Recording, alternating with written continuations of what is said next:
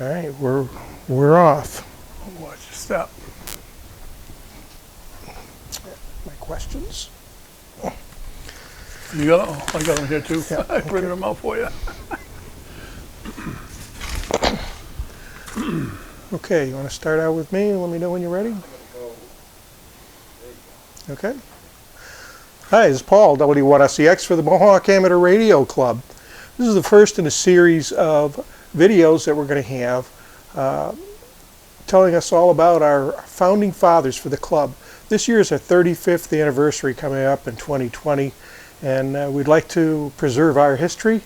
And the first person we're going to interview is John, WF1L, or that's what I knew him as when I started with the club. Back in January of 1991, I passed my test, and the very first person I met in the February meeting of 1991 was John Dould, WF1L at that time. John's current call sign is K1JFK. So John, tell me, Sure. what got you interested in ham radio, when, and how did you get your license?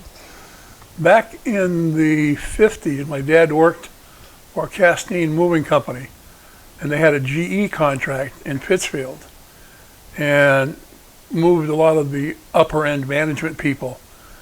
And he would bring home these old console radios that they were just throwing away. And I played around with them, and I found these frequencies that had people talking back and forth with themselves, unlike shortwave radio, where they just broadcast. And it piqued my interest, but being only like 9, 10 years old, I didn't follow up with it. And then in later years, when we moved in 1962, our neighbor, Llewellyn, I can't think of his last name, old timer, he was a sheep herder, and he grew the most beautiful daffodils you could imagine. And he was a shortwave listener. And we connected, and he loved CW. He always told me he heard the Titanic message as it was going down. I think it was QRRR or SOS. I can't recall which. CQD. Oh, right, yeah. It's been a long time since I've talked about this.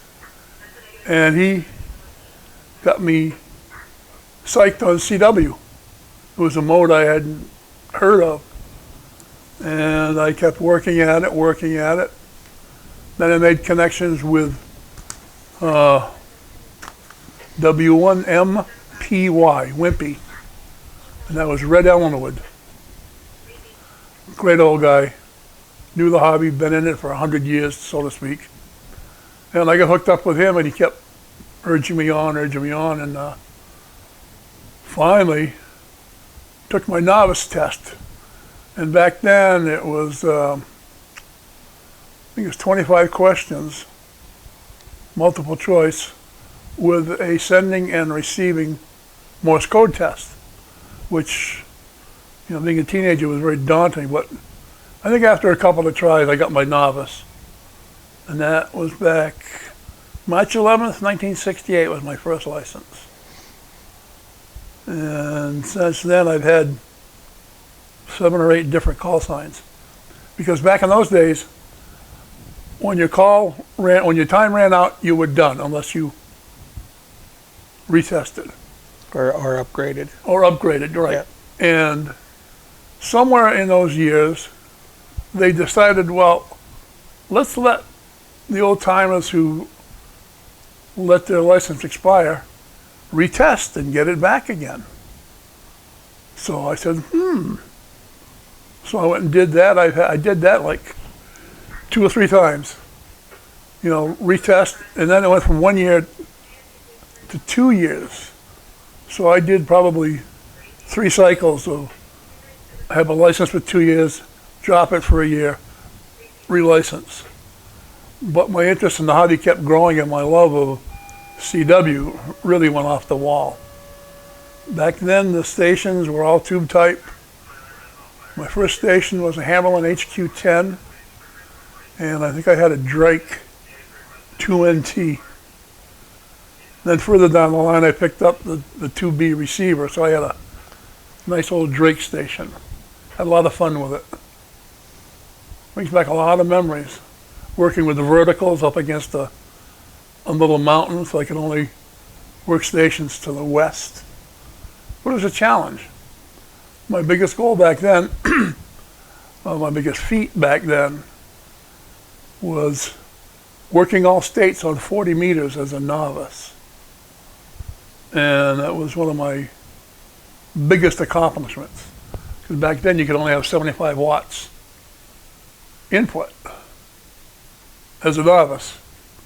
And so I felt pretty good when I accomplished that feat. And then the time just flew by, and here we are in 2019. Oh, do you remember when you got your general? Oh my gosh. Yes, back early 2000s. Okay. I was a novice forever. Yeah. What was your novice call and your first general call? Woo! My first call ever was WN1JKU, followed by N1UEM, N1ORL, WN1ORL, WN1AOG, and then when I got my general, it was WB1AOG. If you were a novice with a WN or a KN call, when you upgraded, they dropped the N and put an A or a B in.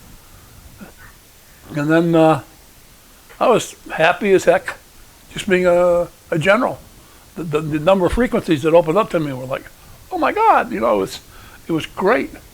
And then Dick Bash came along with his licensing manuals. And I kind of hooked up with those things. And what it was he would interview people after they'd been in a testing session. And he would get the questions verbatim from the people who had just tested. And he put out a series of manuals for all the levels of licensing with the exact questions that would be on your test. So all you had to do was memorization, and it worked. It really worked. I got my advanced. It took me a few tries with advanced. I kind of messed up there. And then got into a friendly competition with Paul Baldock, WI1X.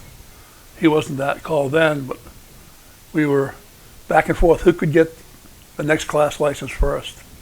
And it spurred both of us on to become extra class operators. And my first call as an extra was WF1L. And I kept that call for a long time. Then had a real good friend, Dick Batchelor, WE1B, real close, tight buddy. Both of us crazy about CW. And I was getting a little antsy with the call WF1L because I was into contesting. And when you say Whiskey Foxtrot 1 Lima, they would mess the Foxtrot up. I need a new call. And I'm looking through the FCC database, and there in big gold letters was AE1B. Oh, I gotta get this. I got it, and I was very active on 2 meters. And nobody knew I had done this. And one night, I heard WE1B on 2 meters. I said, here we go. So I said, WE1B, this is AE1B. What? Who's this? Who's this? And then we all had a good laugh after that. And then after my contesting days kind of slowed down, I didn't need the AE1B is great for CW, really quick. And I said, well, it's time for a new one. My wife had gotten her tech. She was K1KMD, that's her initials. So I said, well, let's see if K1JFD is available. And it was. So I went and I snagged that call. So for the past 8 or 10 years I've been K1JFD, my initials. I'm looking for K1JD, but that's going to be a tough one. Yeah. Real tough. To take a little, just a little bit of a sidebar here, and your friend Dick Batchelor, WE1B. Yeah. I remember being at a meeting one time, and back in the day we had a QSL manager, and it happened to be Dick.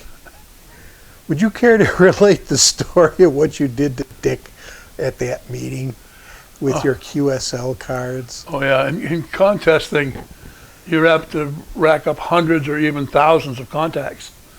And I think I had done a big contest and I had, I don't know, 1,500 contacts. A couple of shoe boxes full. Yeah. And Dick, as being the QSL manager, would take all those cards and then sort them out by country and then send them to the QSL Bureau. Down in Connecticut. Yeah, down at to the WARRL, the ARRL Bureau. And the club would cover the cost of mailing them out. And I think the first time he took a load of cards from me was 2 shoe boxes full, and he kind of went a little like, what? I seem to recall that there were some comments made by Dick that he would be retired before you ever caught up on your QSL. I was always behind. Yeah. Oh my God. And you had at the beginning of the meeting congratulated Dick on his retirement. And he looks up and says, well, what do you mean, retirement? Yeah. And then he sees the shoe boxes, and it finally hit home. It was a golden moment. It really was. There was a time in my contesting career, so to speak, I was buying QSL cards in lots of 5,000 and then sucking them dry, sending them out. And it was the contacts were fun. But making out all those cards, writing and not thinking I could have printed cheap labels out and just stuck them on. Didn't think of that. Did not think of that. But there were some really fond memories of Dick and I and a couple other. See, John Allen. Oh, I can't think of the other guys. Going over to Dick's house for contests over the weekends. And his wife, Marion, she's since passed also, making huge meals for us. You know, and we'd take a break for the meals and it'd be a table full of food, you know, it's like, oh my God. And it was just, again, very fond memories from the hobby. Yeah. Moving along to the next question. Who were and how did you meet the Hams that founded the club? Okay, the real true founder was 2 people, Louis Maroney, NA1P, and Reverend Dick Bell. I think he's NM1R, lives in Maine now. I had a friend in Jersey I had gone to visit, K2VJ, and he gave me this old clunker 2-meter rig with crystals and stuff. And I brought it home and set it up in the garage with a little whip antenna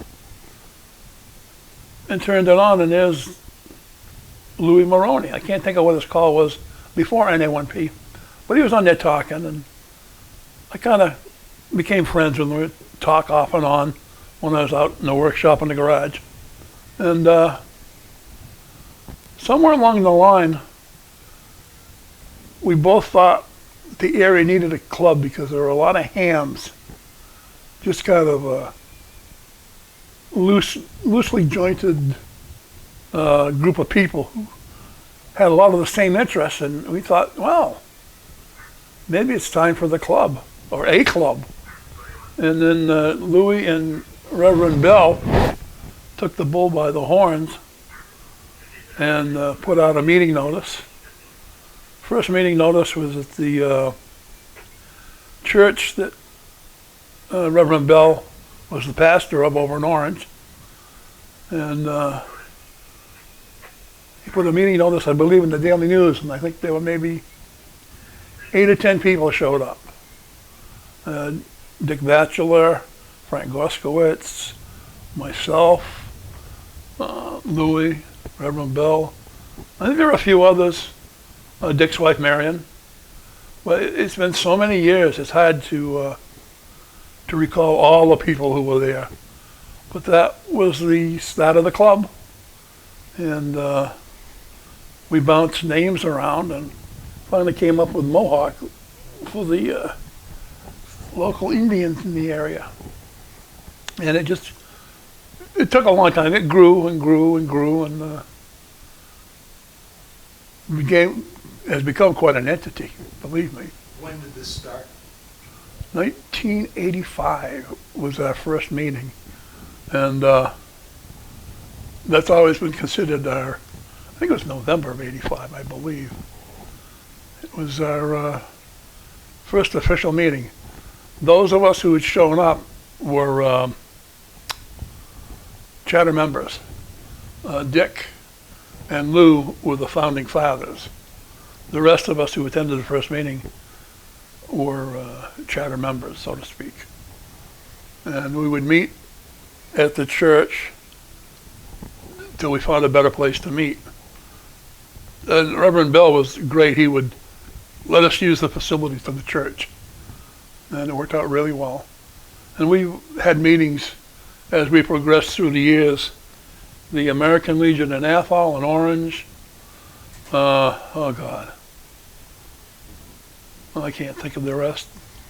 When you get old, your memory goes. I think that's about it. Okay. Frank, that's N1EWJ, right? Yes. Okay. Frank Goskowitz. All right. Who else of the charter members? Who else is still around? I think Frank is still around. N1EWJ. Yep, he's up in Winchendon. Myself, Louis, Dick Bell. Charter. I can't remember the charter members. Somewhere within the club, for a while, we had a newsletter. And it went from like 1 page up to 8 or 10 pages when I was the editor. And somewhere in the club, there's a set of newsletters of about 25 years. But we don't know where it is. Nobody can find it. And boy, if you could get your hands on that, it's the history of the first 25 years of the club. Well, maybe somebody will see this Yeah, video. hopefully that would be that would be fabulous. Okay. So we've gone over what the impetus of starting the club was. It was great to hear that. All right. Tell me about the first field day and the most memorable field day. Feel free to add any stories, especially comical situations. First field day, I believe, was on Reservoir Hill in Gardner. That's where the repeater's currently located. Yeah. And I don't know how many there were of us, maybe 15, 20. We had tents, and you name it. And the funniest thing I can remember is I was sharing a tent with Jim Erickson? Jim Erickson. It used to be K1JFK. Still is. Still is, okay. And he was a Heathkit man, I believe, yeah. And he had a beautiful setup with a complete monster Heath station. And SB 300, 400 transmitter, and yeah. It was impressive. And I had a transceiver. I was going to be the CW guy. So tent's all set up, gear's all set up, antennas are working. And now it's the countdown to when you can start the contest. So the time came, and I sent out CW, CQ for the contest. And then Jim hit his, he didn't realize you needed to use headphones. He had a big speaker, and he had it cranked full bore. And when he said CQ, I must have come off the chair 4 feet, and I wasn't too kind with my expressiveness about what he did, but his heart was so big and so good, he didn't realize. It was his first contest ever, and he figured, just crank the speaker up. That was like, and it could be heard, I'm sure, all the way into Gardner, because we were on top of a hill, and it was like, oh my God, Jim. Oh, that was so funny. Another funny incident we had for a number of years. We would do field day from the Orange Airport. One of our friends had planes on a big, big hangar. And at the time, a local ham had passed away. And Louis and I had all his equipment to sell. Well, there was one receiver. It was an ICOM, remote control.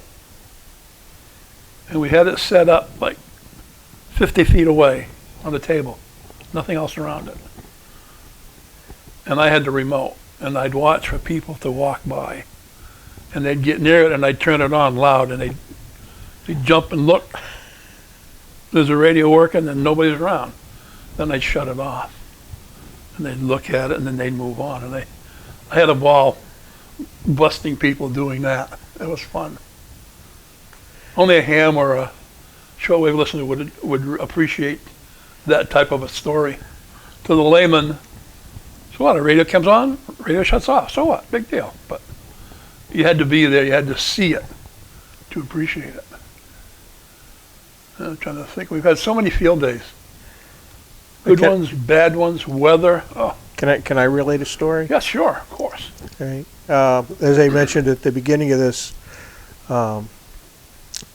my first meeting with you was in February of 1991. You were the first guy that had met me at the meeting. And we were chatting, and I found out that you worked for L.S. Sterrett Company. And I say, oh, guy who likes tools. And I expounded upon a discovery that I had in a very special tool. I asked you if you'd ever seen an adjustable metric wrench. And you said, no, you hadn't, and you were very interested to see that wrench. And I conveniently says, well, I'll bring it to the next meeting. And I conveniently forgot to bring it to all the subsequent meetings until field day at the Orange Airport. And I'm putting up a 5-band vertical, and I have my adjustable metric wrench in my hand. And of course, I says, oh, John, remember that adjustable metric wrench? Yeah, I've been waiting for you to tell me. And I hand him an adjustable wrench. You know, at the time, the look on your face was when glorious. You said adjustable metric, it didn't dawn on me just any type of adjustable wrench would work. It was just the term adjustable metric. Oh man, that's neat. You know, again, you had to be there. You had to see the whole situation. It was a great time. So I have some photos, and I'll put them into the video as well, of field day in 1992. Oh, Wendell? The farm at Baptist Common, John Brooks's place. Oh, I forgot about that. Oh my God, yeah, forgot all about that. Yeah, and we put up a big antenna, and this is still Friday night, and we're testing out, and there's Dick on his FT1000 making contacts in Siberia on 80 meters. Yeah, he was. Yeah, and we had an unexpected visitor. Field day operations are in full swing. Dinner's not quite ready, and we get an unusual visitor in the back door of John's barn. Was it the cow? Sheep. Sheep. God, that's a long time ago. 1992. Jesus. That's almost 30 years. Yeah, and I'll link in also a video of some of our members. Oh boy. And you're included in that, and a lot of the people that we're talking about as well, and that were taken at that field day. Yeah, we had some good field days. A lot of different spots. The nature place out in Gardner on Route 140. Yeah, off of 140, the Gardner Forest. Yeah, right. And then that was a nice site. Wendell Fire Station. That was really nice site. Up on a hill. Yeah. The Templeton Common. The oh God, so many. The cows at the Wendell Fire Station kept trying to eat the ropes. Yes. That were holding up the ladder. I always say cows are antenna. A box of rocks. Yeah, pretty much. There's all those stories from all of us over the years that, to the layman, what the heck? But if you're a ham and you were there, it's just amazing the stuff that goes on. Yeah. Quite a time. Right. How do you feel about the hobby today? The state of the art? And what suggestions would you have to improve the hobby? The hobby is advanced by leaps and bounds with technology. It's crazy. Everything's getting smaller, more powerful in a smaller box. It takes a little bit more technical savvy if you really want to get into it nowadays than it did the old tube type days.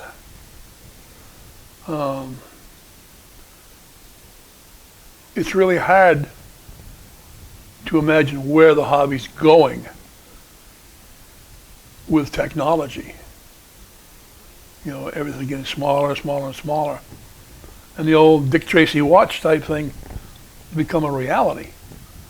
And due to the advances in technology. It's both good and bad. Years ago, a friend who's since passed, Tom Hayden, used to say when he would talk to people about amateur radio, they would say, well, I can just pick up a phone and call that place easy. And Tom would say, yes, you're right, but I went out in the backyard, put up an antenna all by myself, set up my station, and talked to that country through the air, through space. And that was the challenge for him, to be able to do that. And nowadays it's tough to compete with the internet and all the... I've lost touch with a lot of the new technological advances in radio. And I hear these things, read about them, and I'm like, what is that? And they'll give you a hunk of wire, an antenna, to make an antenna, and some HF gear, and I'm happy. Don't need a lot. But I think it's a good thing for the hobby. If we don't keep advancing, the hobby will die. We went through a phase like that back in the 70s. The numbers were dropping. And then they changed the licensing a little bit. They changed the band plans, and the hobby started to grow. Well, that used to be about 700,000 or 800,000 hams in the United States. I don't know how many there are now. Yeah, we're 700,000 now. Okay, so it's kind of held its own. Yep. But I'll almost guarantee you that the 700,000 now are more technically advanced than the 700,000 35 years ago, just by the nature of the beast. I'm not saying that there aren't holdouts, people who still like to use the old tube type equipment or set up nostalgia stations like you have one, I believe. Heathkit? Yep. Yeah. Yep. That's fascinating. You can heat the whole room with that. No, yeah. I think it's good for the hobby. Yeah. I really do. What do you think we can do to improve the hobby? What do you think needs to be done? That's the $64,000 question. because of the advances that have been made, it's hard to, again, imagine what's next. What's next? I'm not that technically oriented, and I've been out of touch with the hobby for a few years, so it's a little bit awkward to be able to comment on something like that and make any sense. It's good, but there's got to be something to draw the people to the hobby, and that's the hardest part. If you don't do that, the hobby will die. And clubs, I think, is a key part of making the hobby grow. People with like interests can gather together, talk about it, and get things moving. And the Mohawk Club, the best thing that ever happened to that club was when it moved to Gardner. It just grew and grew, and the interest is there, like in the old days. I can remember, and here I am reminiscing, back when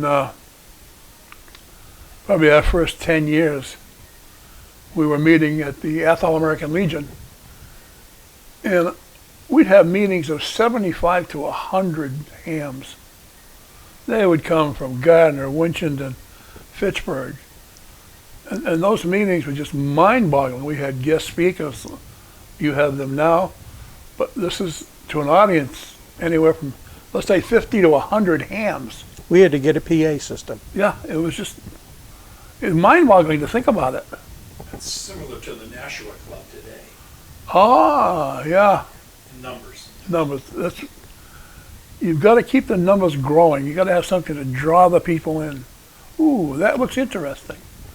And the clubs have to learn to use the media. Printed, TV, internet. Use every ounce of energy they can to get their information out to the public. Try to find that one thing that draws people in for whatever reason. It's a tough job. Very tough.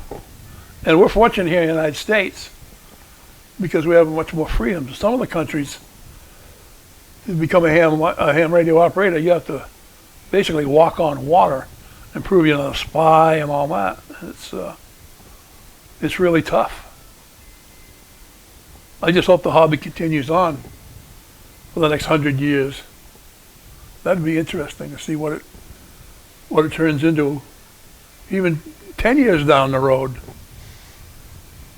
What do you think Hiram Percy Maximum would say about the hobby today?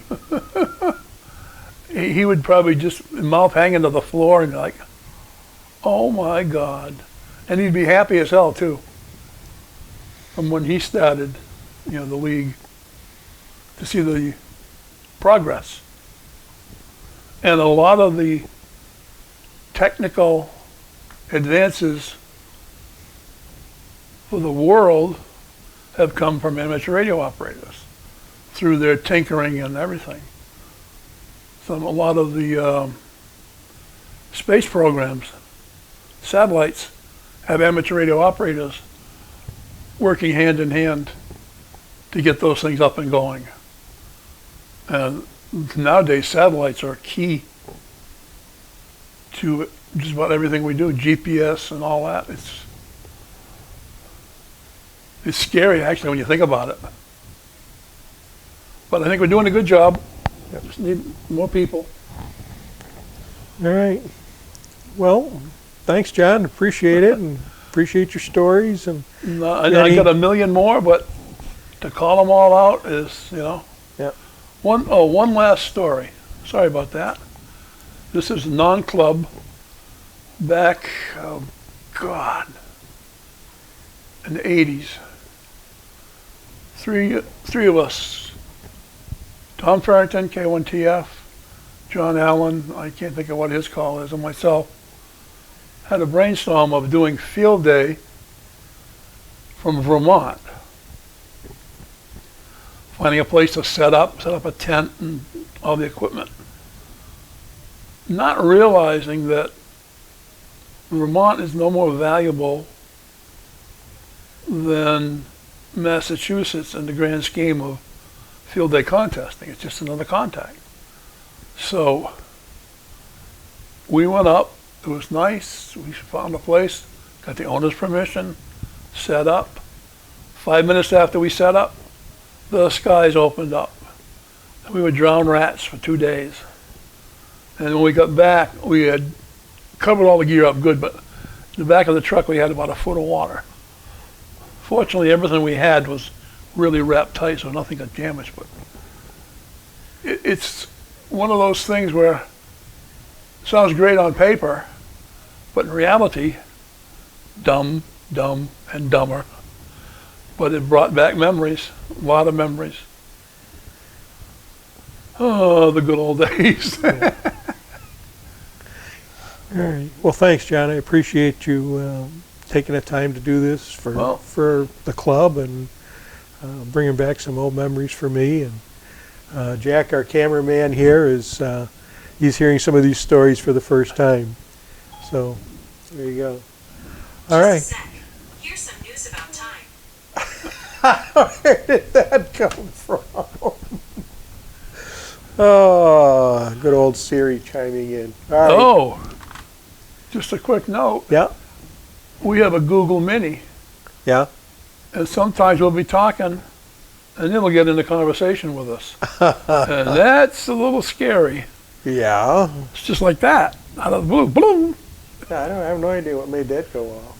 But anyhow. I thank you guys very much, Paul. Thank you, sir. I feel honored to be the first. And there's a lot of other guys out there with great stories. Sadly, some of them have passed. Yeah. I'm sure Dick and Marion. Oh well. They were definite rocks of the club for sure. Yeah. So. Yeah. All right. Thanks again, John. We appreciate it. Not a problem, Paul. And we'll be in touch again, and Yeah. we'll get the rest of the Looking remaining charter members that we can find.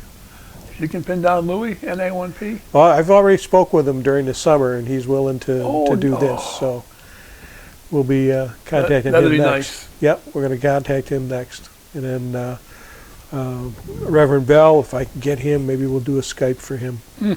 I think he's somewhere in Maine. Louis probably knows it. They were really, really tight, good friends. All right, very good. Thank you, sir. Thank you. Appreciate it. There you go. Jack, thank you very much, sir. John, Okay. pleasure. Yeah. I don't know how to turn it on. All right. Well, what I we're just going to do? hand it out. Just push that.